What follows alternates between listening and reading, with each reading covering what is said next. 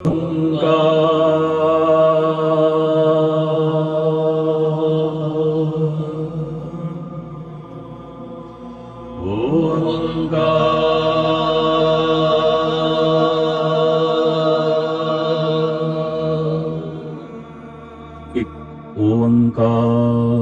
सतनाम करता पुरख निर्भो निर्वैर अकाल मूरत अजोनी सैभं गुर प्रसाद।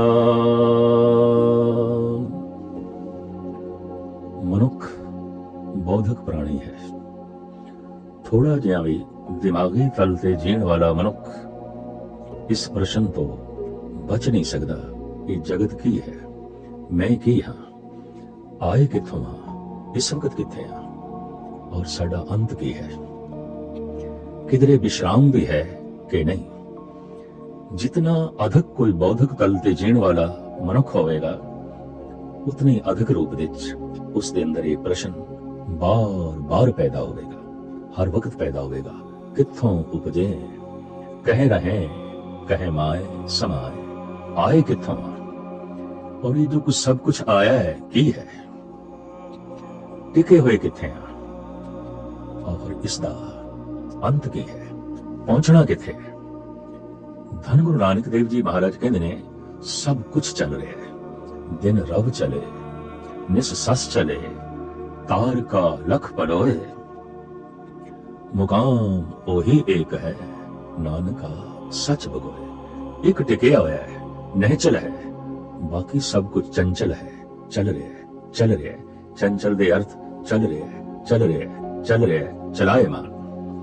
जो नहीं चलता नहीं चलता नहीं चलता उसे नु कहने नहीं चल नहीं चल नहीं चल। जो टिकिया हुआ है, बिल्कुल टिकिया हुआ है, निहचल है।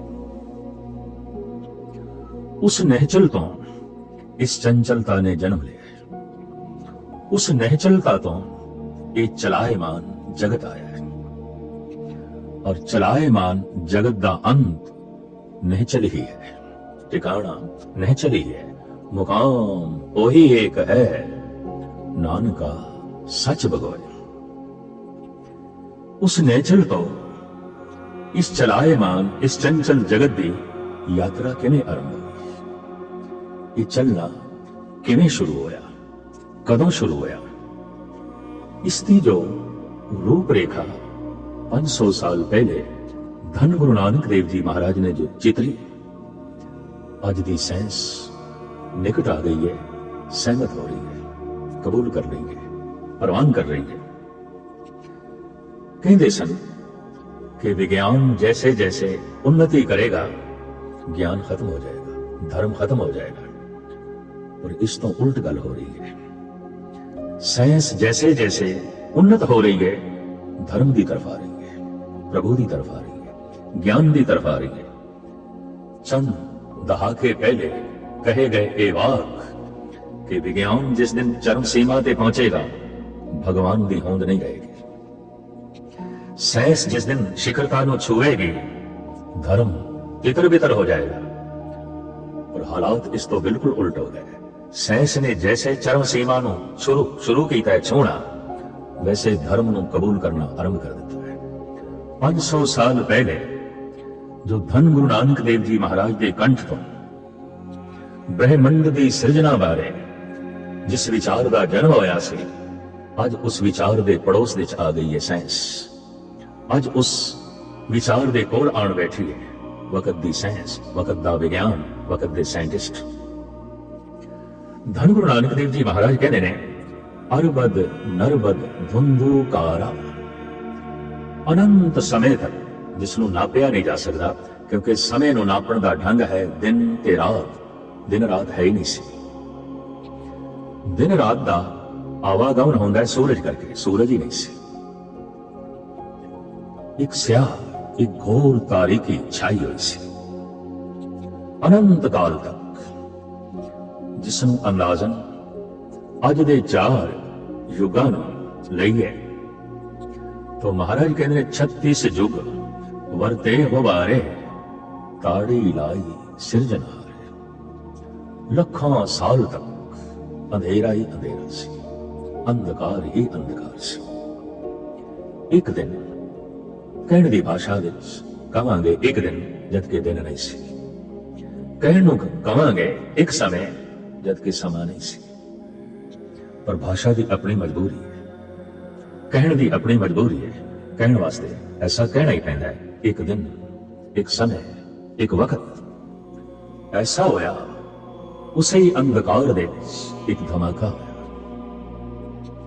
ਇੱਕ ਧਮਾਕੇ ਖੈਜ਼ ਧੁਨੀ ਨੇ ਜਨਮ ਲਿਆ।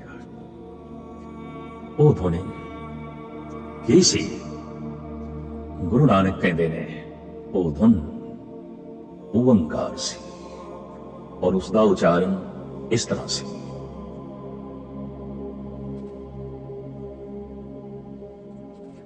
ਉਸੇ ਹੀ ਧੁਨ ਤੋਂ ਫਿਰ ਕੀ ਹੋਇਆ?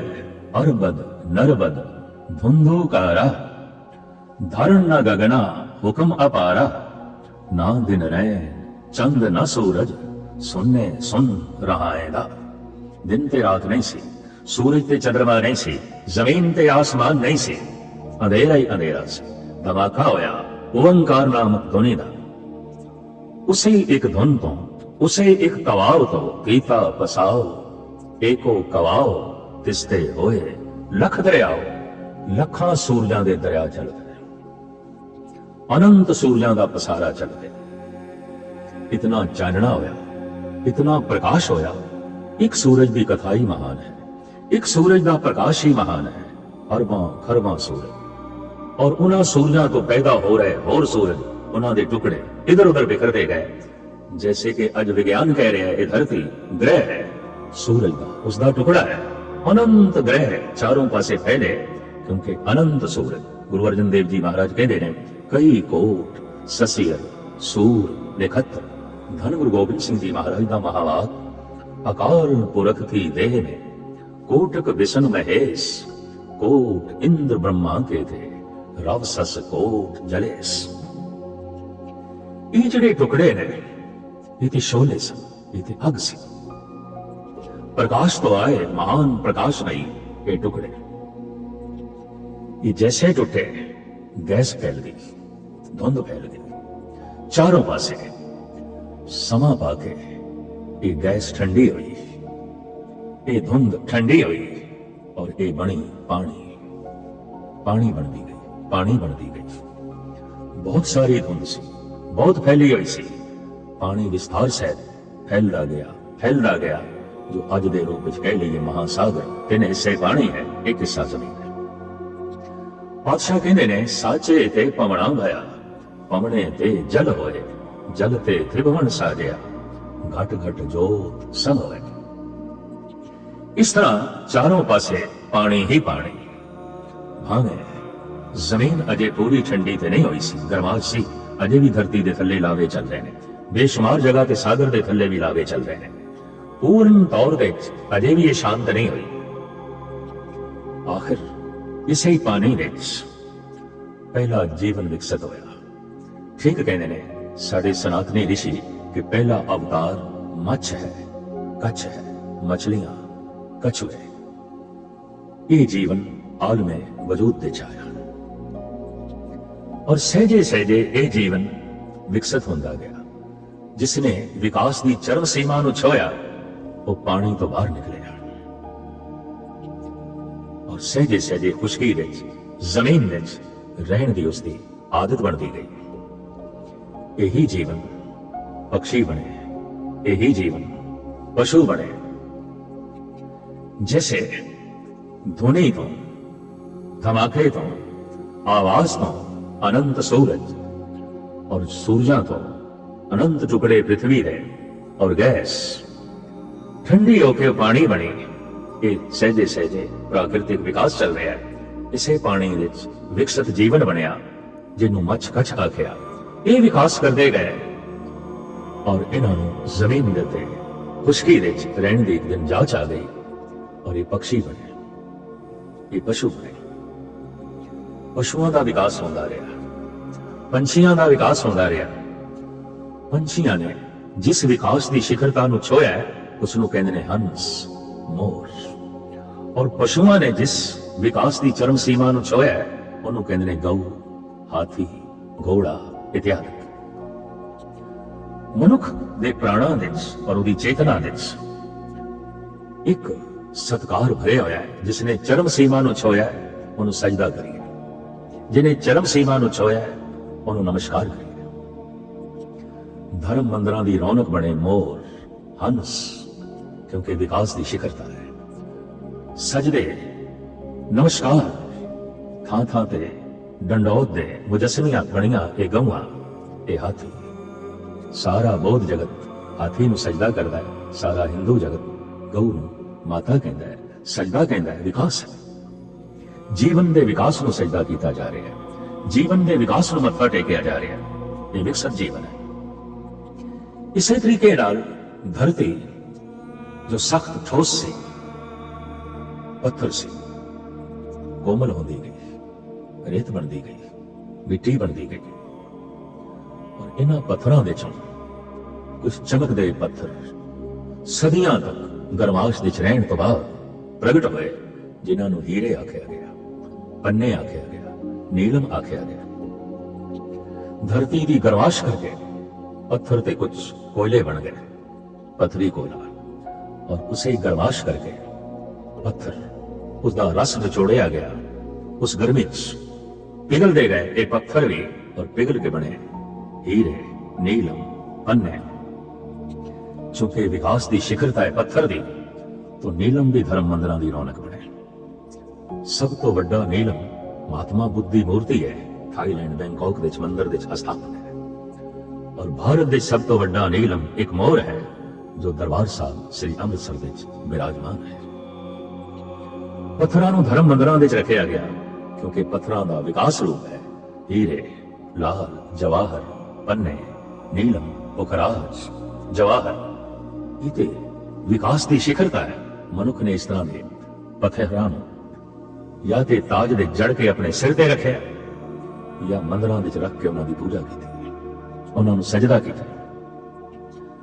इसे तरीके दे नाल जमीन जद कोमल होई, रेत बनी, मिट्टी बनी, इसे दे चों एक कोमलता ने जन्म लिया वनस्पति।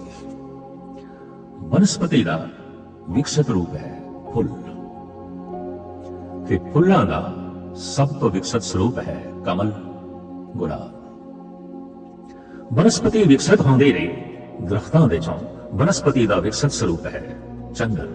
तो चंदन भी धर्म मंदिरां दी रौनक बनिया। गुलाब ते कमल धर्म दे प्रतीक बन गए। मनुख नूं कैसा रहना चाहिए जगत विच, जैसे पानी विच कमल है। धर्म मंदिरां दे गुंबद कमल नुमा बनाए गए। बौद्ध भिक्षु जिधर भी चल रहे हैं, खास करके थाईलैंड, कोरिया, जापान या ते एशिया दे होर देशां विच हत्थ विच कमल लेके चल रहे हैं, ताकि ये कमल हर वक्त एहसास करांदा रहे कि जिवें ये पानी विच नहीं डुबना, डुबदा ही नहीं, पानी वधदा है ते होर उपर उठदा है, तो संसार विच नहीं डुबना। अगर पदार्थ वध गए, संपदा वध गई, धन वध गया, तो ऊपर उठना है, गर्क नहीं होना। गर्क हो गया तो कमल नहीं है। इस वास्ते कमल की तरह है। वनस्पति दे शिखर, फुल्लां दे शिखर कमल, वनस्पति दे शिखर चंदन। चंदन धर्म मंदिरां दी रौनक बने। पुष्प धर्म मंदिरां दी रौनक बने। हीरे, पन्ने धर्म मंदिरां दी रौनक बने। फिर पशुओं का विकसित स्वरूप गऊ ते हाथी, ये भी विकास की चरम सीमा है। तो मैं देखना धर्म मंदिरां विच गऊआं दी मूर्तियां, धर्म मंदिरां विच हाथियां दी मूर्तियां, पशु ते बहुत सारे हैं, होरां दी मूर्तियां क्यों नहीं है? दरअसल ये विकास स्वरूप है। घोड़ियां दी मूर्तियां, शेरां दी मूर्तियां प्राचीन धर्म मंदिरां विच और बौद्ध धर्म मंदिरां विच देखण नूं मिलदियां हैं। अज भी बहादुर मनुख नूं कह देने हैं कि शेर वर्गा है, भले मानस मनुख नूं कह देने हैं कि गऊ वर्गा है। ये तो बिल्कुल गऊ। भले मानसी दी शिखरता है गऊ, साहस दी शिखरता है शेर, सूझ समझ दी पशु जगत दी शिखरता है हाथी। ये धर्म मंदिरां दी रौनक बने। हिंदू जगत ने गऊ नूं मां करके पूजे है, बौद्ध जगत ने हाथी नूं देवता करके पूजे है। पंछी भी विकास करते रहे, बड़े पंछी बड़े पंछी लिखे भी हैगे ने, उल्लू है, कौवा है, इल्लां हैगियां ने, पर शिखर है पंछियां दी, मोर है, हंस है। ये धर्म मंदिरां दी रौनक बने, मोर दे पंख धर्म मंदिरां दी रौनक बने। और मनुख नूं कैसा होना चाहिए, बार बार उपदेश मिलता है धर्म ग्रंथां विचों, हंस जैसा होना चाहिए, मनुख नूं हंस जैसा होना चाहिए, मनुख नूं मोती जैसा होना चाहिए, मनुख नूं गऊ जैसा होना चाहिए, मनुख नूं हीरिया जैसा होना चाहिए, मनुख नूं चंदन जैसा होना चाहिए। वनस्पति दे च भी आखिर लिखित है कि किकर ये विकास चलता रहा। पशु पक्षी वनस्पति जद अपने विकास चरम सीमा नूं छू बैठे तो उन्हां दा ही अगला रूप बनिया मनुख। भावें महान साइंटिस्ट डार्विन का ऐसा कहना है कि बंदर ही आहिस्ता आहिस्ता सहजे सहजे रूप धारण करदा करदा मनुख बने। चार पैरों ते चलन वाला एवं बंदर किसी दिन दो पैरों ते खड़ा हो गया, और जब खड़ा हो गया इस दे उसनूं रस आया, स्वाद आया, फिर सहजे सहजे इसने चलना सीखा और फिर दो पैरों ते ही चलन लग गया। आहिस्ता आहिस्ता दो पैरों ते चलन करके सीधा खड़े होने करके इसकी पहुंच की शक्ल खत्म हो गई और ये उस रूप दे नमूदार होया जिसनों कहते हैं मनुष्य, जिसनों कहते हैं इंसान। मनुष्य तो मुराद जिसका मन विकसित हो गया, पूरा विकसित हो गया, जो सोच सकता है, समझ सकता है। तो मनुष्य की दुनिया में सोच समझ करके परिवार का जन्म होया, समाज का जन्म होया, राजनीति का जन्म होया, अर्थव्यवस्था का जन्म होया और सहजे सहजे एक दिन धर्म का जन्म होया। मनुख दे प्राणां विच एक प्यास पैदा हुई, जित दुआरे उबरे तिथे लियो वार। हे प्रभु, जिस दरवाजे तो साडा आवना होया सी उसे दरवाजे राही प्रवेश करा दे, प्रवेश करा दे, साडी वापसी करा दे। इस लंबी जीवन यात्रा विच महापुरुषां दे कथन अनुसार 4 युग ने और इन्हां चारा युगां नूं ये नाम दिते जाने ने गुरबाणी कह रही है सतयुग, त्रेता, द्वापर भणी है, कल युग उत्तम युगा माए। प्रथम सतयुग, फिर त्रेता, फिर द्वापर, फिर जिस दौर विच असीं जी रहे हैं कल युग। जीवन धारा नूं, समय दी धारा नूं फिर मनुख ने 4 हिस्सियां विच तकसीम किया और इस 4 धारावां दा, 4 अवस्थावां दा अगर मूल रूप विच बयान करना होवे तो इस तरह सतयुग की सी गर्भकाल की अवस्था, त्रेता की सी बचपना, द्वापर की सी जवानी, बालक हो गया, कलयुग की है बुजुर्गी, बुजुर्गी। कुछ कहते ने सतयुग महान है, कुछ कहते ने कलयुग महान है। प्राचीन परंपरा तो, प्राचीन कहावतां तो प्रभावित लोग ते कहने ने सतयुग महान है, सतयुग महान है, और कलयुग दे अवतारी पुरुष गुरु नानक कहते ने कलयुग महान है। सतयुग, त्रेता, द्वापर भणिए, कलयुग उत्तम युगा माई। क्यों? इसनों मैं गुरबाणी की रोशनी पेश करने लगा। प्रथम सतयुग। भट्टा का एक सवैया है, पहले मैं वो पढ़ के सुनावा। सतयुग तय माण्यो छलियो बलमावन भायो, त्रेते तय माण्यो राम रघुवंश कहायो, द्वापर कृष्ण मुरार कंस कृतारथ कियो, उग्र सैन को राज अभय भगत जन दियो, कलयुग प्रमाण नानक गुर अंगद अमर कहायो, श्री गुरु राज अब चल अटल आद पुरख फरमायो। सतयुग इस तरह से जैसे बच्चा गर्भ विच है, गर्भकाल का बच्चा निश्चिंत है, मां जो खा रही है यही उसका आहार बन रहा है, मां के श्वासां नाल वो श्वास ले रहा है, मां की खून की गर्दिश के नाल वो जी रहा है, मां के जिहड़े विचार ने वही तरंगा बन के इसनूं अंदोलित करदियां ने। इसकी अपनी जिंदगी नहीं है। हाँ, निश्चिंत है, बेफिक्र है, तनाव नहीं, बेचैनी नहीं, परेशानी नहीं, अपने विच मगन है। कारण अजे ध्यान बाहर जा सके, बाहर दे सारे दरवाजे बंद ने। ध्यान जांदा है अखां दे राहीं बाहर, ध्यान जांदा है कन्नां दे राहीं बाहर, ध्यान जांदा है नासका रसना खलड़ी दे राहीं बाहर। इत्थे सारे द्वार बंद ने, इत्थे सारे दरवाजे बंद ने। ध्यान मगन है। इस वास्ते साडे प्राचीन ऋषि मुनि कहते ने गर्भ काल दा बच्चा इस तरह है जिवें मठ दे गुफा दे बैठा होया योगी समाधि दे होवे। समाधि लीन गुफा जो योगी नूं आनंद आउंदा है, गर्भ काल विच बैठे बच्चे नूं ओही आनंद है, ओही आनंद है। दोहां दे आनंद दे कोई फर्क नहीं, फिर भी फर्क है। गुफा विच बैठे योगी नूं जो समाधि स्थित अवस्था विच आनंद है, इस आनंद दा उसनूं बोध है, इस आनंद दा उसनूं पता है, सुचेत है।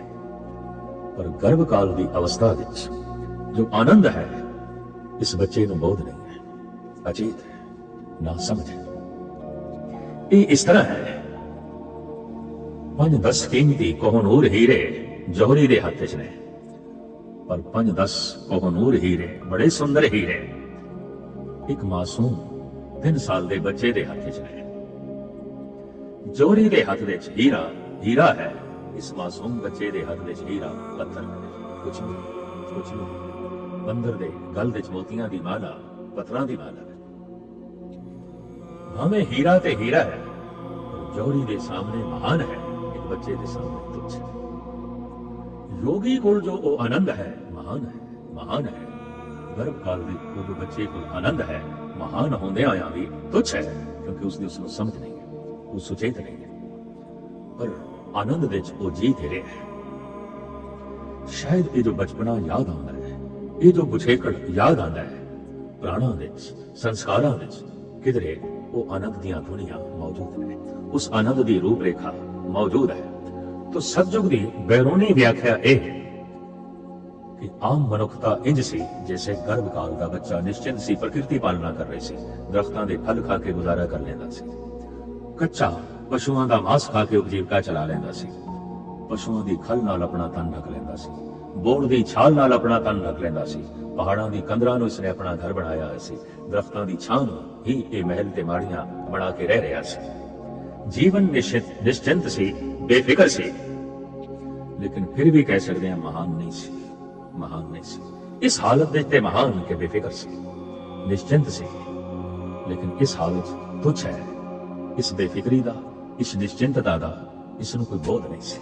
सुते से सुभावक ये जीवन चल रहा सी, लोड़ां थोड़ियां, कबीलियां दी बनावट होई नहीं सी, राजनीति दा जन्म नहीं होया सी। गर्भ काल दे बच्चे दी दुनिया च की राजनीति ते की धर्म ते की अर्थ व्यवस्था ते की समाज।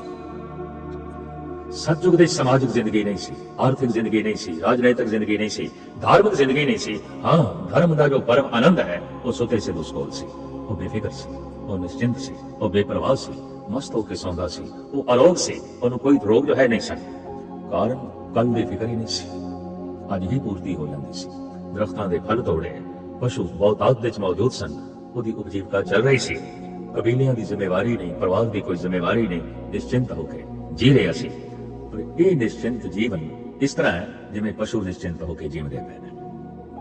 चहचहांदे होए पंछी आलणियां चों निकलदे ने रिज़क दी तलाश विच, गीत गांदे होए शाम नूं वापस आउंदे ने, निश्चिंत ने। भावें कल वास्ते उन्हां कोल कुछ नहीं, क्योंकि कल दा उन्हां नूं पता नहीं है, कल दा उन्हां नूं बोध नहीं है, इस वास्ते निश्चिंत ने। सतयुग नूं इस हिसाब नाल महान आखिया गया। मनुख बेपरवाह सी, निश्चिंत सी, आराम दे सी, सुख दे सी, रस दे सी, आनंद दे सी। लेकिन दूसरे पक्ष विच सतयुग कोई महान नहीं। क्यों? कि दूसरा कोई होर अजे वसीला ही नहीं सी, अजे परिवार बनया ही नहीं सी, अजे सूझ समझ इतनी विकसित ही नहीं हुई सी कि यह जीवन नूं विस्तार दे सकदा। लेकिन फिर भी प्राणों दे जो सतयुग दी प्यास है वो समाधि करके है, वो निश्चिंतता करके है। सतयुग दे कहंदे ने कोई पूर्ण अवतार भी नहीं होया, बोना अवतार होया। सतयुग तय माणियो चलियो बल बावन भायो, विष्णु दा बोना रूप 52 अवतार। एक कथा गुरु ग्रंथ साहिब जी महाराज दे मिलती है, पुराणा दे मिलती है। जदों बोना अवतार आया तो लोड़ पै गई सी, थोड़ी जिहा हल्की जिहा राजनीति का जन्म हो गया सी। छोटे छोटे कबीले बनने शुरू हो गए सन, 2-2 4-4 निके निके कस्बियां दे रजवाड़े बनने शुरू हो गए सन। अजे मुल्क ते नहीं सन, ਵੱਡੇ ਪ੍ਰਾਂਤ ਤੇ ਨਹੀਂ ਸਨ, ਪਰ ਦੋ ਦੋ ਚਾਰ ਚਾਰ ਕਬੀਲਿਆਂ ਦੀ ਰਾਜਸ਼ਾਹੀ ਚੱਲਦੀ ਸੀ। ਚਾਰ ਚਾਰ ਪੰਜ ਪੰਜ ਪਿੰਡਾਂ ਦਾ ਬਕਾਇਦਾ ਇੱਕ ਰਾਜ ਚੱਲਦਾ ਸੀ। ਉਸ ਜ਼ਮਾਨੇ 'ਚ ਇਸ ਤਰ੍ਹਾਂ ਦਾ ਰਾਜਾ ਹੋਇਆ ਰਾਜਾ ਬਲ। ਕਹਿੰਦੇ ਨੇ ਪਾਤਾਲ ਦਾ ਰਾਜਾ ਸੀ, ਤੇ ਜੇ ਪਾਤਾਲ ਦਾ ਰਾਜਾ ਸੀ ਤੇ ਅੱਜ ਦੇ ਹਿਸਾਬ ਨਾਲ ਕਹਿ ਲਈਏ ਅਮਰੀਕਾ ਦਾ ਰਾਜਾ ਸੀ। मैं तो कई दफा देख के हैरान होंदा, अमेरिका दे रेड इंडियन बिल्कुल हिंदुस्तानी तहजीब दे जी रहे हैं, अज भी जी रहे हैं।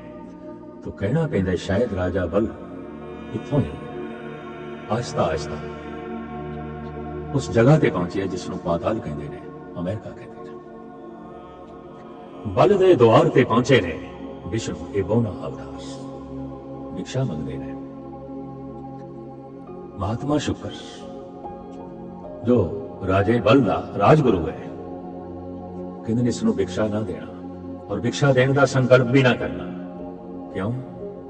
इन्हें सब कुछ मांग लेना है, इन्हें तेन छल लेना है। राजा बल कहते अगर ये विष्णु है और भिक्षा मंगण नहीं आया है तो कम से कम इतना मान तो मेरे को होना ही चाहिए है कि मैं विष्णु की झोली च भिक्षा पाई है। मैं वक्त एक महान देवते की झोली च भिक्षा पाई है। आखिर मैं संकल्प करता मैं देना। कहते 2.5 कदम धरती मंगी और 2.5 कदमां दे राजे बल का सारा राजपाट नाप लिया। भगत नामदेव जी महाराज कहते ने नामा कहे भगत बस कैसो अज हूं बल के द्वार करो। अजय भी राजे बल दे द्वार देते विष्णु खड़ा है, जो इतना महान दानी होवे भगवान के उत्ते होवे, जिसके अंदर इतना बड़ा त्याग होवे, बैराग होवे, भाग ते उसदे मस्तक ते होवेगा। ये कहण तो तात्पर्य है भी वो भागशाली सी, महान सी। पूर्ण अवतार उस युग दे च नहीं होए, लोड़ भी नहीं सी। गर्भकाल दे बच्चे नूं शिक्षा दीक्षा की कोई लोड़ नहीं, भाई इतना ही काफी है। मां जरा संयम नाल रहे, मां जरा आहार खावे सोच समझ के, क्योंकि गर्भ दे च बच्चा बहुत गर्म चीजा ना खावे, बहुत ऐसिया चीजा ना खावे कि गर्भकाल का जो बच्चा है वो विकारग्रस्त हो जाए। तो मां नूं संयम विच रहना पैंदा है। अपना आहार, अपने विचार, अपना उठना बैठना उन्होंने संयम दे नाल चलाना पैंदा है। सतयुग दे जीव नूं बस सिर्फ इन्ना ही देखना हुंदा सी किहड़ा फल मैं खाना है किहड़ा नहीं खाना। अपने उठण बैठण बारे थोड़ा सोचना हुंदा सी। लंबी चौड़ी जिम्मेवारी नहीं सी। सतयुग दा जीवन गर्भकाल दे बच्चे दा जीवन है, ये कोई खास जीवन नहीं है। जीवन ते उस दिन शुरू होता है जब समझ शुरू हो। जीवन ते उस दिन शुरू होता है जब कुछ जिम्मेवारियां शुरू हो। जीवन ते उस दिन शुरू होता है जब चारों पासे की सोचनी विकसित हो। त्रेता आया, गर्भ तो बच्चा बाहर आया है, जिम्मेवारियां बढ़ गई। हुण सर्दी गर्मी तो बचाना पएगा। गर्भ दे से तो शरीर के अंदर का टैंपरेचर किसी हद तक इंज कह लीए अंदर का सिलसिला 98 डिग्री रहता है। सर्दियों में भावें शीत लहर चले तापमान 98 रहता है, या लू चले बहुत गर्मी हो तां भी 98 रहता है। शरीर के एयर कंडीशन है। यही कारण है कि 98 डिग्री तो 1 डिग्री भी अगे बढ़ गया तो असीं कह देंगे बंदा बीमार हो गया। बिल्कुल संतुलन बना के रखा है प्रकृति ने। तो उस संतुलित तापमान विच बच्चा रह रहा सी, बिल्कुल संतुलन बने आया सी। पर हुण बच्चे का जन्म हो गया है। धरती ते कदी गर्मी है, कदी सर्दी है, कदी मौसम खिजां है, कदी मौसम बहार है। हुण ते अपने कपड़े बारे भी, अपनी खुराक बारे भी, बहुत गर्मी है मैं की खाना है, बहुत सर्दी है मैं की खाना है, मौसम खिजां दे की खाईए, मौसम बहार दे की खाईए, बरखा की रुत दे की खाईए, हुण की पैनी है गर्मियां दे हुण की पैनी है सर्दियां दे। इस तरह दी जिम्मेवारियां वध जांदियां ने उस बच्चे दियां जो गर्भ तो जमीन ते आ गया, धरती ते आ गया। उसनूं अपनी देख रही जैसे जैसे वड्डा होवेगा अपनी समझ बढ़ानी पएगी, अपनी समझ नूं महान करना पएगा। फिर भी त्रेता बचपना है। इंज कह लेंगे श्री राम प्राइमरी स्कूल के बच्चों पढ़ाने लई आए और ये ठीक है। कॉलेज के बच्चों प्राइमरी स्कूल के बच्चों पढ़ाना औखा है। उन्होंने मर्यादा सिखानी आउंदी है बोलण की, उन्होंने मर्यादा सिखानी आउंदी उठण बैठण की, उन्होंने मर्यादा सिखानी आउंदी है मां बाप का किवें सत्कार करना है, ਗੁਰੂ ਜਨਾਂ ਦਾ ਕਿਵੇਂ ਸਤਿਕਾਰ ਕਰਨਾ ਹੈ, ਪ੍ਰਜਾ ਦੇ ਵਿੱਚ ਕਿਸ ਤਰ੍ਹਾਂ ਰਹਿਣਾ ਹੈ, ਰਾਜੇ ਦੀ ਕੀ ਮਰਿਆਦਾ ਹੈ, ਪ੍ਰਜਾ ਦੀ ਕੀ ਮਰਿਆਦਾ ਹੈ, ਪਤਨੀ ਦੀ ਕੀ ਮਰਿਆਦਾ ਹੈ, ਪਤੀ ਦੀ ਕੀ ਮਰਿਆਦਾ ਹੈ, ਵੱਡੇ ਭਰਾ ਦਾ ਛੋਟੇ ਭਰਾ ਦੇ ਪ੍ਰਤੀ ਕੀ ਫਰਜ਼ ਹੈ, ਛੋਟੇ ਦਾ ਵੱਡੇ ਦੇ ਪ੍ਰਤੀ ਕੀ ਮਰਿਆਦਾ ਹੈ। ਇਸ ਤਰ੍ਹਾਂ ਦੀਆਂ ਸਾਰੀਆਂ ਮਰਿਆਦਾਵਾਂ ਮਨੁੱਖਤਾ ਦੀ ਝੋਲੀ ਵਿੱਚ ਪਾਣੀਆਂ ਪਈਆਂ। ਵਕਤ ਦੇ ਉਸ ਅਜ਼ੀਮ ਮਹਾਨ ਅਵਤਾਰੀ ਪੁਰਸ਼ ਨੂੰ ਕਹਿਣਾ ਪਿਆ, ਮਰਿਆਦਾ ਪੁਰਸ਼ੋਤਮ ਸ਼੍ਰੀ ਰਾਮ, ਮਰਿਆਦਾ ਪੁਰਸ਼ੋਤਮ ਸ਼੍ਰੀ ਰਾਮ। ਕਿਉਂ? ਜੀਵਨ ਦੇ ਹਰ ਪੱਖ ਨੂੰ ਉਹਨਾਂ ਨੇ ਮਰਿਆਦਾ ਵਿੱਚ ਢਾਲਿਆ ਔਰ ਖੁਦ ਵੀ ਆਪਣੇ ਆਪ ਨੂੰ ਮਰਿਆਦਾ ਵਿੱਚ ਬੰਨਿਆ। ਜੈਸੇ ਕਿ ਉਹਨਾਂ ਨੇ ਮਰਿਆਦਾ ਬਣਾ ਦਿੱਤੀ ਸੀ, ਬਹੁਤ ਸੰਮਤੀ ਵਿੱਚ ਪ੍ਰਜਾ ਜੋ ਕਹੇਗੀ ਰਾਜੇ ਨੂੰ ਮੰਨਣਾ ਪਏਗਾ, ਰਾਜੇ ਨੂੰ ਮੰਨਣਾ ਪਏਗਾ, ਰਾਜੇ ਨੂੰ ਝੁਕਣਾ ਪਏਗਾ। ਇਸ ਵਾਸਤੇ ਭਾਰਤ ਦੇ ਪ੍ਰਾਣਾਂ ਵਿੱਚ ਤੇ ਪਿਆਸ ਹਮੇਸ਼ਾ ਹੀ ਬਣੀ ਰਹੀ, ਰਾਜ ਹੋਵੇ ਤੇ ਰਾਮ ਜੈਸਾ, ਰਾਮ ਰਾਜ, ਰਾਮ ਰਾਜ, ਰਾਮ ਰਾਜ ਮਨੁੱਖ ਦੇ ਪ੍ਰਾਣਾਂ ਦੀ ਪਿਆਸ ਹੈ, ਰਾਮ ਰਾਜ ਮਨੁੱਖ ਦੇ ਪ੍ਰਾਣਾਂ ਦੀ ਚਾਹਤ ਹੈ, ਰਾਮ ਰਾਜ ਮਨੁੱਖ ਦੀ ਤੜਪ ਹੈ, ਮਨੁੱਖ ਦੀ ਪਿਆਸ ਹੈ। ਪ੍ਰਜਾ ਨੇ ਇੱਕ ਤੇਲੀ ਦੀ ਅਗਵਾਈ ਹੇਠ ਇੱਕ ਦਿਨ ਸ਼ਿਕਾਇਤ ਆ ਕੇ ਕੀਤੀ, ਸ਼੍ਰੀ ਰਾਮ ਰਾਜੇ ਦੇ ਰੂਪ ਵਿੱਚ ਤੁਸੀਂ ਸਾਨੂੰ ਕਬੂਲ ਹੋ, ਰਾਣੀ ਦੇ ਰੂਪ ਵਿੱਚ ਸੀਤਾ ਕਬੂਲ ਨਹੀਂ, ਇਹਦੇ ਰਾਵਣ ਕੋਲ ਰਹੀ ਹੈ, ਅਸੀਂ ਨਹੀਂ ਕਬੂਲ ਕਰ ਸਕਦੇ। ਜਾਂ ਤੇ ਤੁਸੀਂ ਰਾਜ ਪਾਟ ਛੱਡੋ ਜਾਂ ਫਿਰ ਸੀਤਾ ਦਾ ਤਿਆਗ ਕਰੋ। ਪ੍ਰਜਾ ਦੇ ਨੂੰ ਸਿਰ ਝੁਕਾ ਦਿੱਤਾ ਹੈ ਵਕਤ ਦੇ ਅਵਤਾਰੀ ਪੁਰਸ਼ ਸ਼੍ਰੀ ਰਾਮ ਨੇ। ਠੀਕ ਹੈ, ਤੁਸੀਂ ਜੋ ਕਹਿੰਦੇ ਹੋ, ਮਰਿਆਦਾ ਦੀ ਪਾਲਣਾ ਕਰਦੇ ਆਇਆ ਮੈਂ ਸੀਤਾ ਦਾ ਤਿਆਗ ਕਰਦਾ, ਭਾਵੇਂ ਮਹਿਲਾਂ ਚੋਂ ਕੱਢ ਦਿੱਤਾ, ਹਿਰਦੇ ਚੋਂ ਨਹੀਂ ਕੱਢ ਸਕੇ, ਭਾਵੇਂ ਨਜ਼ਰਾਂ ਤੋਂ ਦੂਰ ਹੋਈ ਪਰ ਅੱਖਾਂ ਤੇ ਅਸ਼ਕ ਬਾਹਰ ਰਹੀਆਂ, ਭਾਵੇਂ ਮਹਿਲਾਂ ਚੋਂ ਨਿਕਲ ਗਈ ਪ੍ਰਾਣਾਂ ਤੋਂ ਤੇ ਨਾ ਨਿਕਲ ਸਕੀ। ਪਰ ਕੀ ਕੀਤਾ ਜਾਏ? ਮਰਿਆਦਾ, ਮਰਿਆਦਾ ਦੀ ਪਾਲਣਾ ਕਰਨੀ, ਮਰਿਆਦਾ ਨੂੰ ਸਜਦਾ ਕਰਨਾ ਹੈ। ਜੀਵਨ ਜੇ ਕਦੀ ਸਰੀਰ ਨੂੰ ਦੇਖੀਏ, ਸਭ ਕੁਝ ਮਰਿਆਦਾ ਚੱਲ ਰਿਹਾ ਹੈ, ਹੁਣ ਮਰਿਆਦਾ ਚੱਲ ਰਿਹਾ ਹੈ, ਸਵਾਸ ਮਰਿਆਦਾ ਦੇ ਚੱਲਦੇ ਨੇ, ਸਾਰੇ ਦਾ ਸਾਰਾ ਸਰੀਰ ਮਰਿਆਦਾ ਦੇ ਬੰਧਨ ਵਿੱਚ ਹੈ, ਸਾਰੇ ਦਾ ਸਾਰਾ ਬ੍ਰਹਿਮੰਡ ਮਰਿਆਦਾ ਦੇ ਬੰਧਨ ਵਿੱਚ ਹੈ। ਜਦ ਕਦੀ ਤੂਫਾਨ ਆ ਜਾਏ, ਕਿਨਾਰਿਆਂ ਦੀ ਹਦੂਦਬੰਦੀ ਨੂੰ ਤੋੜ ਕੇ ਸਾਗਰ ਉਛਲ ਪਏ, ਸਿਆਣੇ ਕਹਿੰਦੇ ਨੇ ਸਮੁੰਦਰ ਨੇ ਮਰਿਆਦਾ ਦੀ ਉਲੰਘਣਾ ਕਰ ਦਿੱਤੀ, ਪਿੰਡਾਂ ਦੇ ਪਿੰਡ ਡੁੱਬ ਗਏ, ਸ਼ਹਿਰਾਂ ਦੇ ਸ਼ਹਿਰ ਗਰਕ ਹੋ ਗਏ। ਕਦੀ ਕਦੀ ਦਰਿਆ ਹੜ ਤੇ ਆਉਂਦੇ ਨੇ, ਦੋ ਕਿਨਾਰਿਆਂ ਦੀ ਉਲੰਘਣਾ ਕਰਕੇ ਪਿੰਡਾਂ ਦੇ ਪਿੰਡ ਡੋਬ ਕੇ ਰੱਖ ਦਿੰਦੇ ਨੇ। ਜਿਹੜਾ ਪਾਣੀ ਜਗਤ ਦਾ ਜੀਵਨ ਹੈ, ਜਗਤ ਦੀ ਮੌਤ ਬਣ ਜਾਂਦਾ ਹੈ। ਜਿਹੜਾ ਪਾਣੀ ਧਰਤੀਆਂ ਨੂੰ ਤੇ ਖੇਤੀ ਨੂੰ ਹਰਾ ਭਰਾ ਕਰਦਾ ਹੈ, ਖੇਤੀ ਦੀ ਮੌਤ ਬਣ ਜਾਂਦਾ ਹੈ, ਖੇਤੀ ਦੀ ਤਬਾਹੀ ਬਣ ਜਾਂਦਾ ਹੈ। ਅਗਨ ਮਰਿਆਦਾ ਦੇ ਚਲੇ, ਚੁੱਲ੍ਹੇ ਵਿੱਚ ਬਲੇ तो भोजन बनता है, रेला मोटरा गड्डियां चलदियां, बेमर्यादा होके मकान नूं लग जाए, बाजार नूं लग जाए तो सोहने सोहने महल नजरे आतिश होके खाक हो जाते हैं, राख हो जाते हैं। अगर मर्यादा दे चाहिए, पानी मर्यादा दे चाहिए, हवा मर्यादा दे चाहिए, अगर ये बेमर्यादा तूफाना का रूप धारण कर लवे, बड़े बड़े वड्डे दरख्तां दी भी जड़ां उखाड़ के रख देंदी है, शहरां दे शहरां तबाह करके रख देंदे ने हवाई तूफान।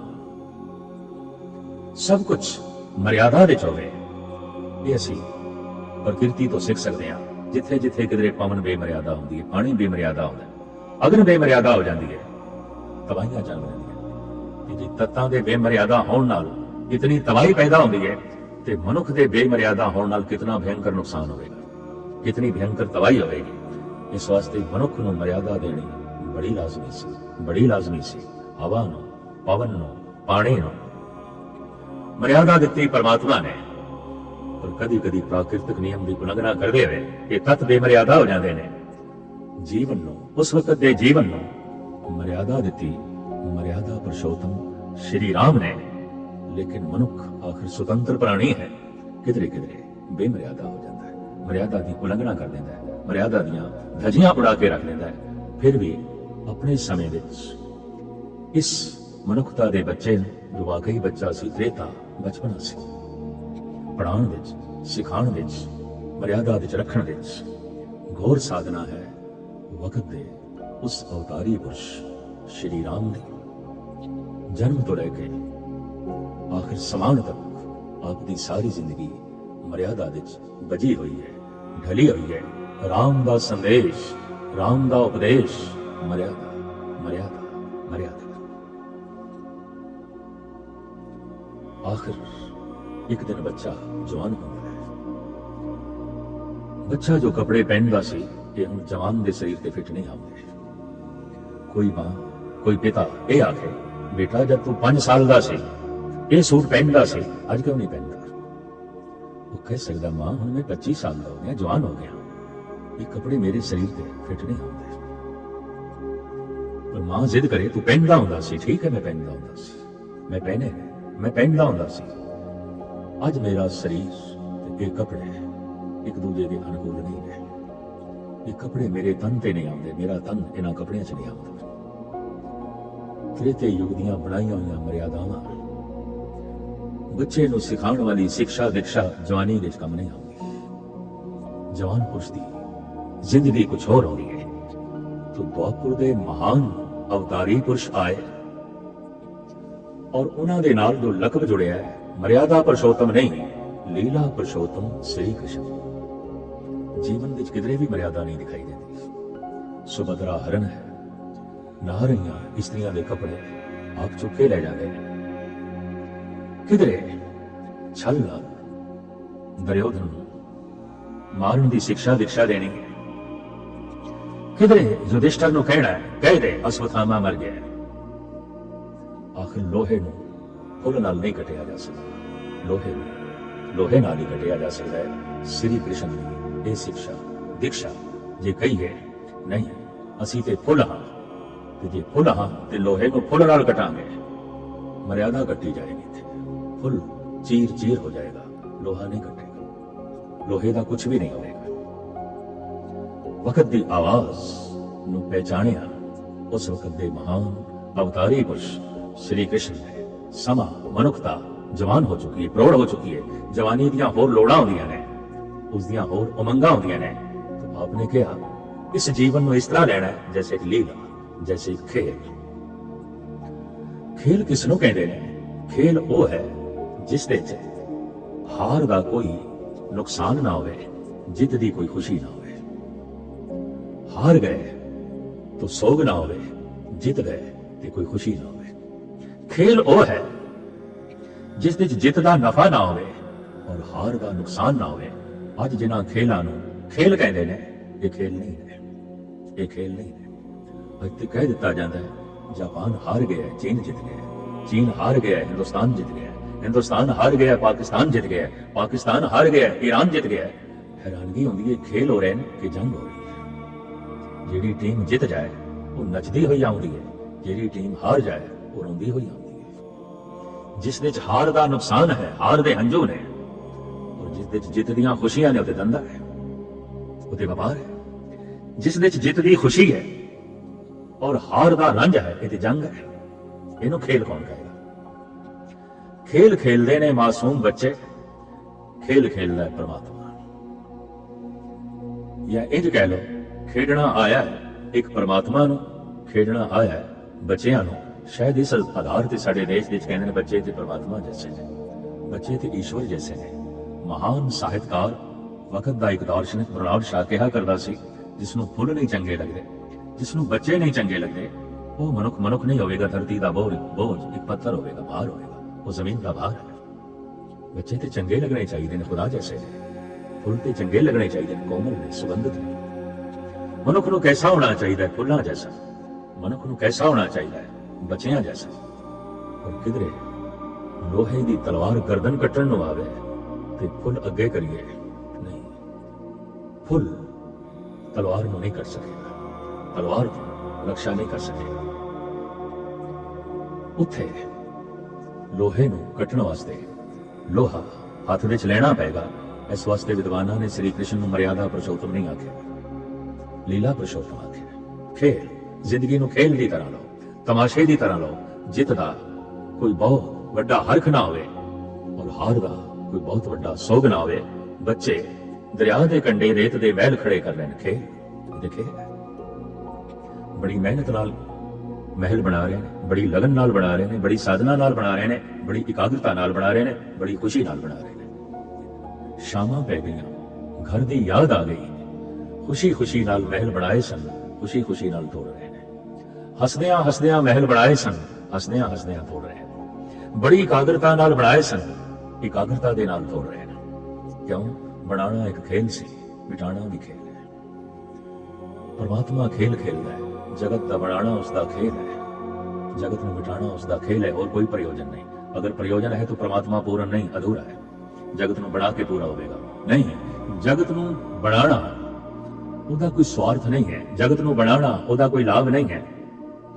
ਜਗਤ ਨੂੰ ਬਣਾਉਣਾ ਉਹਦੀ ਕੋਈ ਲੋੜ ਨਹੀਂ ਹੈ। ਜਗਤ ਨੂੰ ਬਣਾਉਣਾ ਖੇਲ ਹੈ। ਆਵਨ ਜਾਨ ਇੱਕ ਖੇਲ ਬਣਾਇਆ, ਆਗਿਆਕਾਰੀ ਕੀਨੀ ਮਾਇਆ। ਗੁਰੂ ਅਰਜਨ ਦੇਵ ਜੀ ਮਹਾਰਾਜ ਖੇਲ ਖੇਲਦੇ ਨੇ ਬੱਚੇ, ਖੁਸ਼ੀ ਨਾਲ ਮਹਿਲ ਬਣਾਏ ਨੇ, ਖੁਸ਼ੀ ਨਾਲ ਤੋੜ ਦਿੱਤੇ ਨੇ। ਪ੍ਰਮਾਤਮਾ ਦੇ ਹਰਕ ਤੋਂ, ਆਨੰਦ ਤੋਂ, ਜਗਤ ਦੀ ਸਿਰਜਣਾ ਹੋਈ ਆਨੰਦ ਤੋਂ ਹੀ ਪਰਲੇ ਹੋ ਜਾਂਦੀ ਹੈ। ਜਦ ਇਤਨਾ ਵੱਡਾ ਬ੍ਰਹਿਮੰਡ ਉਸ ਬ੍ਰਹਮ ਦਾ ਖੇਲ ਹੈ, ਤਾਂ ਸ੍ਰੀ ਕ੍ਰਿਸ਼ਨ ਦਾ ਸੰਦੇਸ਼, ਉਪਦੇਸ਼ ਜੀਵਨ ਨੂੰ ਖੇਲ ਦੀ ਤਰ੍ਹਾਂ ਲਓ, ਨਫੇ ਨੁਕਸਾਨ ਨੂੰ ਖੇਲ ਦੀ ਤਰ੍ਹਾਂ ਲਓ, ਜਨਮ ਮਰਨ ਨੂੰ ਖੇਲ ਦੀ ਤਰ੍ਹਾਂ ਲਓ, ਇੱਜ਼ਤ ਬੇਇੱਜ਼ਤੀ ਨੂੰ ਖੇਲ ਦੀ ਤਰ੍ਹਾਂ ਲਓ, ਹਾਣ ਤੇ ਲਾਭ ਨੂੰ ਖੇਲ ਦੀ ਤਰ੍ਹਾਂ ਲਓ। ਸਭ ਕੁਝ ਖੇਲ ਹੈ, ਸਭ ਕੁਝ ਖੇਲ ਹੈ। ਤਾਂ ਇਸ ਤਰੀਕੇ ਨਾਲ ਆਪ ਲੀਲਾ ਪੁਰਸ਼ੋਤਮ ਸ੍ਰੀ ਕ੍ਰਿਸ਼ਨ ਕਹਿਲਾਏ। ਆਖਿਰ ਦੌਰ ਬਦਲਿਆ। ਜੋ ਜਵਾਨ ਦਾ ਰਹਿਣ ਸਹਿਣ ਹੈ ਬੁੱਢੇ ਦਾ ਨਹੀਂ ਹੁੰਦਾ। ਬੁੱਢੇ ਦੀ ਗੁਫ਼ਤਗੂ, ਬਿਰਧ ਦੇ ਕੱਪੜੇ, ਬਿਰਧ ਦਾ ਉੱਠਣਾ ਬੈਠਣਾ, ਬਿਰਧ ਦੀ ਮਹਿਫਿਲ ਕੁਝ ਹੋਰ ਹੋ ਜਾਂਦੀ ਹੈ। ਇਹ ਬੁੱਢਾ ਯੁੱਗ ਆਇਆ, ਬਜ਼ੁਰਗ ਯੁੱਗ ਆਇਆ, ਕਲ ਯੁੱਗ। ਔਰ ਕਲ ਯੁੱਗ ਦੇ ਅਵਤਾਰੀ ਪੁਰਸ਼ ਆਏ ਗੁਰੂ ਨਾਨਕ। ਬੱਚੇ ਪੜਾਉਣ ਨੂੰ ਮਿਲੇ ਸ੍ਰੀ ਰਾਮ ਨੂੰ, ਜਵਾਨਾਂ ਨੂੰ ਪੜਾਉਣਾ ਪਿਆ ਸ੍ਰੀ ਕ੍ਰਿਸ਼ਨ ਨੂੰ, ਔਰ ਬੁੱਢੇ ਤੋਤਿਆਂ ਨੂੰ ਪੜਾਇਆ ਗੁਰੂ ਨਾਨਕ ਨੇ। ਬਜ਼ੁਰਗ, ਇਹ ਯੁੱਗ ਬਜ਼ੁਰਗ ਹੈ, ਬਜ਼ੁਰਗੀ ਦੇ ਨਾਤੇ ਇਸ ਨੂੰ ਗੁਰੂ ਨਾਨਕ ਕਹਿੰਦੇ ਨੇ ਮਹਾਨ ਯੁੱਗ ਹੈ। ਇਹ ਯੁੱਗ ਜਿਤਨਾ ਸਿਆਣਾ ਹੈ, ਬਾਕੀ ਯੁੱਗ ਇਤਨੇ ਸਿਆਣੇ ਨਹੀਂ ਸਨ। ਇਹ ਯੁੱਗ ਜਿਤਨਾ ਵਿਕਾਸਸ਼ੀਲ ਹੈ, ਪਿਛਲੇ ਯੁੱਗ ਇਤਨੇ ਵਿਕਾਸਸ਼ੀਲ ਨਹੀਂ ਸਨ। ਭਾਵੇਂ ਮਨੁੱਖ ਇਤਨਾ ਵਿਕਸਿਤ ਹੋ ਗਿਆ ਸੀ, ਪਰ ਇੱਕ ਥਾਂ ਤੋਂ ਦੂਸਰੀ ਜਾਣ ਵਾਸਤੇ, ਜਗ੍ਹਾ ਤੇ ਜਾਣ ਵਾਸਤੇ ਰੱਥ ਸਨ, ਘੋੜੇ ਸਨ, ਛੋਟੀਆਂ ਛੋਟੀਆਂ ਨੌਕਾਵਾਂ ਸਨ ਦਰਿਆਵਾਂ ਤੋਂ ਪਾਰ ਹੋਣ ਲਈ। ਜ਼ਿੰਦਗੀ ਦਾ ਕੋਈ ਭਰਪੂਰ ਵਿਕਾਸ ਨਹੀਂ ਹੋਇਆ ਸੀ। ਇਸ ਯੁੱਗ ਵਿੱਚ ਬਹੁਤ ਕੁਝ ਹੋਇਆ ਹੈ। ਆਵਾਜ਼ ਤੋਂ ਤਿੱਖੇ ਚੱਲਣ ਵਾਲੇ ਹਵਾਈ ਜਹਾਜ਼ ਮੌਜੂਦ ਨੇ, ਹਜ਼ਾਰਾਂ ਤਰ੍ਹਾਂ ਦੇ ਕੱਪੜੇ ਨੇ, ਬੇਸ਼ੁਮਾਰ ਤਰ੍ਹਾਂ ਦੇ ਪਕਵਾਨ ਤੇ ਭੋਜਨ ਨੇ, ਅਨੰਤ ਤਰ੍ਹਾਂ ਦੇ ਸਾਹਿਤ ਤੇ ਕਲਾ ਦਾ ਜਨਮ ਹੋਇਆ ਹੈ। ਤਾਂ ਧੰਨ ਗੁਰੂ ਨਾਨਕ ਦੇਵ ਜੀ ਮਹਾਰਾਜ ਕਹਿੰਦੇ ਨੇ ਸਤਯੁਗ ਤ੍ਰੇਤਾ ਦੁਆਪਰ ਬਣੇ ਹੈ, ਕਲ ਯੁਗ ਉੱਤਮ ਯੁੱਗਾ ਮਾਹੀ। ਜੈਸੇ ਜੈਸੇ ਪਿੱਛੇ ਜਾਓਗੇ, ਮਨੁੱਖ ਕੋਲ ਪਸ਼ੂ ਬਿਰਤੀਆਂ ਬਹੁਤ ਜ਼ਿਆਦਾ ਸਨ। ਜੈਸੇ ਅੱਜ ਕੱਲ ਮੰਡੀ ਵਿੱਚ ਭੇਡਾਂ ਵਿਕਦੀਆਂ, ਬੱਕਰੀਆਂ ਵਿਕਦੀਆਂ, ਗਊਆਂ ਵਿਕਦੀਆਂ, ਘੋੜੇ ਵੇਚੇ ਜਾਂਦੇ ਨੇ। ਜੈਸੇ ਜੈਸੇ ਪਿੱਛੇ ਚਲੇ ਜਾਓ, ਮੰਡੀਆਂ ਵਿੱਚ ਮਨੁੱਖ ਵਿਕਦੇ ਸਨ, ਇਸਤਰੀਆਂ ਵਿਕਦੀਆਂ ਸਨ। ਮਰਦਾ ਫਰੋਸ਼ੀ ਹੁੰਦੀ ਸੀ। ਮਨੁੱਖਾਂ ਦੀ ਇਸ ਤਰ੍ਹਾਂ ਬੋਲੀ ਲੱਗਦੀ ਸੀ, ਇਸਤਰੀਆਂ ਦੀ ਇਸ ਤਰ੍ਹਾਂ ਬੋਲੀ ਲੱਗਦੀ ਸੀ ਜਿਵੇਂ ਬੋਲੀ ਭੇਡਾਂ ਤੇ ਬੱਕਰੀਆਂ ਦੀ ਲਾਈ ਦੀ, ਜੈਸੇ ਹਾਥੀ ਤੇ ਘੋੜਿਆਂ ਦੀ ਲਾਈ ਦੀ, ਜੈਸੇ ਗਊਆਂ ਤੇ ਲਾਈ ਦੀ। ਜੈਸੇ ਜੈਸੇ ਪਿੱਛੇ ਚਲੇ ਜਾਓ, ਮਨੁੱਖ ਕਰੂਰ ਜ਼ਿਆਦਾ ਸੀ, ਕਠੋਰ ਜ਼ਿਆਦਾ ਸੀ, ਅਚੇਤ ਜ਼ਿਆਦਾ ਸੀ। ਇਹ ਯੁੱਗ ਸਿਆਣਾ ਯੁੱਗ ਹੈ। ਪਰ ਇਆਣੇ ਦੀ ਆਪਣੀ ਸਮੱਸਿਆ ਹੁੰਦੀ ਹੈ, ਸਿਆਣੇ ਦੀ ਆਪਣੀ ਸਮੱਸਿਆ। ਬੱਚੇ ਦੀ ਆਪਣੀ ਦੁਨੀਆ ਹੁੰਦੀ ਹੈ, ਬੁੱਢੇ ਦੀ ਆਪਣੀ ਦੁਨੀਆ ਹੁੰਦੀ ਹੈ। ਇਸ ਬੁੱਢੇ ਦੀ ਦੁਨੀਆ ਨੂੰ ਗੁਰੂ ਨਾਨਕ ਨੇ ਕਿਵੇਂ ਵਿਕਸਿਤ ਕੀਤਾ, ਉਹਦੇ ਇੱਕ ਰੂਪ ਨੇ ਕਿਵੇਂ 10 ਸਰੂਪ ਧਾਰਨ ਕੀਤੇ ਔਰ ਕਿਸ ਢੰਗ ਨਾਲ ਵਿਸਤਾਰ ਕੀਤਾ, ਇਹ ਲੜੀਵਾਰ ਮੈਂ ਆਪ ਜੀ ਦੇ ਸਾਹਮਣੇ ਰੱਖਣ ਲੱਗਾ। ਜਗਤ ਇੱਕ ਪ੍ਰਵਾਹ ਹੈ, ਜੀਵਨ ਇੱਕ ਪ੍ਰਵਾਹ ਹੈ। अगर प्रवाह है तो लाजमी इसकी शुरुआत है, इसकी इब्तिदा है, और प्रवाह है तो फिर इसकी इंतहा है, इसकी आखिरत है। जो कबर विच पै चुके हैं, ये ते शरीरक जीवन की इंतहा है, और जो मरण शैया ते पए ने ये उस तो पीछे है। पर जो बुढ़े ने लाठी के सहारे ते चल रहे हैं, ये उस तो भी पीछे है। फिर अधकड़ ने, फिर जवान ने, फिर कोई जवानी दे कदम रख रहे हैं, फिर कोई बच्चा है, फिर इतना मासूम है, इतना मासूम है कि जे गोद है, पर कोई गोद तो भी पीछे है, गर्भ दे है, पर कोई गर्भ तो भी पीछे है, बिंद दे है, कोई बिंद तो भी पीछे है, खून दे है, और कोई खून तो भी पीछे है, खुराक दे है, और कोई खुराक तो भी पीछे है, मिट्टी दे है, खाक दे है। जीवन एक प्रवाह है। इस गति विच, इस प्रवाह विच कोई बहुत अगे है, बहुत अगे है, बहुत अगे है, कोई बहुत पीछे है, बहुत पीछे है। जीवन का यह प्रवाह किस तरह शुरू होया, इस सारी विचारधारा लड़ीवार जो चल रही है, उसी प्रवाह विच आए 52 बौना अवतार श्री विष्णु। उसी जीवन के प्रवाह विच आए त्रेते युग दे मर्यादा पुरुषोत्तम श्री राम। ਜੀਵਨ ਦੇ ਉਸੇ ਪ੍ਰਵਾਹ ਦੇ ਚਾਏ ਲੀਲਾ ਪ੍ਰਸ਼ੋਤਮ ਸ੍ਰੀ ਕ੍ਰਿਸ਼ਨ। ਇਹ ਸਮੇਂ ਦੀ ਸ਼ਿਖਰਤਾ ਸੀ, ਇਹ ਜੀਵਨ ਦੀ ਜਵਾਨੀ ਸੀ, ਇਹ ਸਮਾਜ ਦੀ ਜਵਾਨੀ ਸੀ। ਤ੍ਰੇਤੇ ਦੇ ਤੇ ਮਰਿਆਦਾ ਸਿੱਖਣੇ ਆਰੰਭ ਹੋ ਗਈ, ਪਰ ਦੁਆਪਰ ਦੇ ਵਿੱਚ ਮਰਿਆਦਾ ਤੋਂ ਜੀਵਨ ਅੱਗੇ ਲੰਘ ਕੇ ਲੀਲਾਮਈ ਹੋ ਗਿਆ। ਜਵਾਨ ਹੈ, ਉਸ ਦੀਆਂ ਉਮੰਗਾਂ ਨੇ, ਉਸ ਦੀਆਂ ਤੁਰੰਗਾਂ ਨੇ, ਉਸ ਦੇ ਉਛਾਲ ਨੇ, ਉਸ ਦੇ ਆਪਣੇ ਅਰਮਾਨ ਨੇ, ਜਿਸ ਨੂੰ ਕਿਸੇ ਕਿਸੇ ਥਾਂ ਤੇ ਉਸਨੇ ਮਰਿਆਦਾ ਦੀਆਂ ਧਜੀਆਂ ਉਡਾ ਕੇ ਵੀ ਪੂਰਨ ਕਰਨੀਆਂ ਨੇ। ਤਾਂ ਐਸਾ ਹੋਇਆ, ਪਰ ਉਸ ਰੂਪ ਰੇਖਾ ਦੀ ਸੰਭਾਲ ਲਈ ਜੋ ਵਕਤ ਦੇ ਅਵਤਾਰੀ ਪੁਰਸ਼ ਆਏ, ਉਹ ਸ੍ਰੀ ਕ੍ਰਿਸ਼ਨ। ਲੇਕਿਨ ਇਹ ਵੀ ਪ੍ਰਵਾਹ ਦੇ ਮੱਧ ਦੀ ਗੱਲ ਹੈ। ਜੀਵਨ ਹੋਰ ਅੱਗੇ ਗਿਆ, ਹੋਰ ਅੱਗੇ ਗਿਆ, ਸਾਰਾ ਬ੍ਰਹਿਮੰਡ ਚੱਲ ਰਿਹਾ। ਗੁਰੂ ਨਾਨਕ ਦੇਵ ਜੀ ਮਹਾਰਾਜ ਦਾ ਕਥਨ, ਦਿਨ ਰਵ ਚਲੇ ਨਿਸ ਸੱਚ ਚਲੇ, ਤਾਰ ਕਾ ਲਖ ਪਲੋਏ, ਮੁਕਾਮ ਉਹੀ ਏਕ ਹੈ, ਨਾਨਕਾ ਸੱਚ ਬਗੋਏ। ਜੋ ਨੈਚਲ ਹੈ ਉਹ ਮੁਕਾਮੀ ਹੈ, ਜੋ ਚੰਚਲ ਹੈ ਉਹ ਚਲਾਇਮਾਨ ਹੈ, ਚਲਾਇਮਾਨ ਹੈ। ਅਗਾਂਹ ਜੋ ਸਮੇਂ ਦੀ ਧਾਰਾ ਬਣੀ, ਉਸ ਨੂੰ ਆਖਿਆ ਗਿਆ ਹੈ ਬੁੱਢਾ ਯੁੱਗ, ਬਿਰਧ ਯੁੱਗ। ਉਸ ਨੂੰ ਆਪਣੀ आवश्यकता ਹੈ, ਉਸ ਦੇ ਲਈ ਆਪਣੀ ਸਿੱਖਿਆ ਤੇ ਦੀਕਸ਼ਾ ਹੈ। ਜਿਵੇਂ ਬੱਚੇ ਦੇ ਕੱਪੜੇ, ਜਵਾਨ ਦੇ ਕੱਪੜੇ, ਬੁੱਢੇ ਦੇ ਕੱਪੜੇ ਹੋਰ ਹੁੰਦੇ ਨੇ, ਮਾਨਸਿਕ ਵਿਚਾਰ ਵੀ ਹੋਰ ਹੁੰਦੇ ਨੇ। ਬੱਚੇ ਦੇ ਕੱਪੜੇ ਜਵਾਨ ਨੂੰ ਨਹੀਂ ਪਹਿਨਾਏ ਜਾ ਸਕਦੇ, ਜਵਾਨ ਦੇ ਵਸਤਰ ਬੁੱਢਾ ਪਹਿਨਣ ਨੂੰ, ਅਗਰ ਵਾਕਈ ਉਹ ਬਿਰਧ ਹੋ ਚੁੱਕਿਆ ਹੈ, ਤਾਂ ਪਹਿਨਣ ਨੂੰ ਕਤਈ ਜੋ ਹੈ ਤਿਆਰ ਨਹੀਂ ਹੋਵੇਗਾ। ਵਿਚਾਰ ਬਦਲਦੇ ਨੇ, ਆਕਾਰ ਬਦਲਦਾ ਹੈ, ਵਸਤਰ ਬਦਲਦੇ ਨੇ, ਰਹਿਣ ਸਹਿਣ ਬਦਲਦਾ ਹੈ, ਤਰਜ਼ ਜ਼ਿੰਦਗੀ ਬਦਲਦੀ ਹੈ, ਖਾਣ ਪਾਣ ਪਹਿਰਾਵਾ ਸਭ ਕੁਝ ਬਦਲਦਾ ਹੈ। ਇਸੇ ਹੀ ਬਦਲਾਅ ਦੇ ਵਿੱਚ, ਇਸੇ ਹੀ ਬਹਾਵ ਦੇ ਵਿੱਚ ਜੀਵਨ ਜਿੱਥੇ ਪਹੁੰਚੇ ਹੈ, ਔਰ ਉਸ ਪੜਾਅ ਦਾ ਜੋ ਨਾਮ ਹੈ ਕਲਯੁਗ, ਕਲਯੁਗ, ਕਲਯੁਗ। ਸਾਡਾ ਦੇਸ਼ ਕਹਿੰਦਾ ਹੈ ਕਿ ਕਲਯੁਗ ਬਹੁਤ ਬੁਰਾ ਹੈ, ਬਹੁਤ ਬੁਰਾ ਹੈ, ਬਹੁਤ ਬੁਰਾ ਹੈ। ਪਰ ਕਲਯੁਗ ਦਾ ਅਵਤਾਰੀ ਪੁਰਸ਼ ਧੰਨ ਗੁਰੂ ਨਾਨਕ, ਜਿਸ ਦੀ ਜ਼ਿੰਮੇਵਾਰੀ ਹੈ, ਜਿਸਨੇ ਇਸ ਯੁੱਗ ਨੂੰ ਸੰਭਾਲਣਾ ਹੈ, ਔਰ ਜੋ ਸੰਭਾਲ ਰਿਹਾ ਹੈ, ਉਹਨਾਂ ਨੇ ਬੁਲੰਦ ਬਾਂਗ ਕਹਿ ਦਿੱਤਾ ਹੈ, ਕਲਯੁਗ ਉੱਤਮ ਜੁਗਾਂ ਮਾਏ, ਕਲਯੁਗ ਉੱਤਮ ਜੁਗਾਂ ਮਾਏ, ਸਤਜੁਗ ਤ੍ਰੇਤਾ ਦੁਆਪਰ ਬਣੀਏ। ਕਲਯੁਗ ਉੱਤਮ ਜੁਗਾਂ ਮਾਏ। ਜੁਗਾਂ ਦੀ ਵਿਆਖਿਆ ਸਮੇਂ ਦੀ ਵਿਆਖਿਆ, ਸਮੇਂ ਦੀ ਵਿਆਖਿਆ ਰਹਿਣ ਸਹਿਣ ਦੀ ਵਿਆਖਿਆ, ਵਿਚਾਰਾਂ ਦੀ ਵਿਆਖਿਆ, ਤਰਜ਼ ਜ਼ਿੰਦਗੀ ਦੀ ਵਿਆਖਿਆ। ਦੇਖਣ ਵਿੱਚ ਆਵੇ ਕਿ ਯੁੱਗ ਸਿਰਫ ਮਨੁੱਖ ਦੀ ਦੁਨੀਆ 'ਚ ਬਦਲਦੇ ਨੇ, ਸੂਰਜ ਚੰਦ ਤਾਰਿਆਂ ਦੀ ਦੁਨੀਆ 'ਚ ਨਹੀਂ ਬਦਲਦੇ। ਹਜ਼ਾਰਾਂ ਸਾਲ ਪਹਿਲੇ ਜੋ ਸੂਰਜ ਸੀ, ਅੱਜ ਵੀ ਹੋਈ ਹੈ। ਹਜ਼ਾਰਾਂ ਸਾਲ ਪਹਿਲੇ ਜੋ ਧਰਤੀ ਤੇ ਚੰਦਰਮਾ, ਗ੍ਰਹਿ, ਨਛੱਤਰ ਸਨ, ਅੱਜ ਵੀ ਹੋਈ ਨੇ। ਪਰ ਹਜ਼ਾਰਾਂ ਸਾਲ ਜੋ ਪਹਿਲੇ ਮਨੁੱਖ ਦੇ ਵਿਚਾਰ ਸਨ, ਅੱਜ ਹੋ ਨਹੀਂ ਨੇ। ਯੁਗਾਂ ਦੀ ਤਬਦੀਲੀ ਮਨੁੱਖ ਦੇ ਵਿਚਾਰਾਂ ਦੀ ਤਬਦੀਲੀ ਤੇ ਖੜੀ ਹੈ, ਨਾ ਕਿ ਸੂਰਜ ਚੰਦ ਤਾਰਿਆਂ ਦੀ ਪਰਿਵਰਤਨ ਤੇ ਖੜੀ ਹੈ। ਯੁਗਾਂ ਦੀ ਤਬਦੀਲੀ ਦਰਅਸਲ ਮਨੁੱਖ ਦੀ ਵਿਚਾਰ ਸ਼ੈਲੀ ਦੀ ਤਬਦੀਲੀ ਹੈ, ਨਾ ਕਿ ਜ਼ਮੀਨ ਬਦਲ ਜਾਂਦੀ ਹੈ ਜਾਂ ਆਸਮਾਨ ਬਦਲ ਜਾਂਦਾ ਹੈ। ਕੁਝ ਵੀ ਨਹੀਂ ਬਦਲਦਾ, ਵਿਚਾਰ ਬਦਲਦੇ ਨੇ।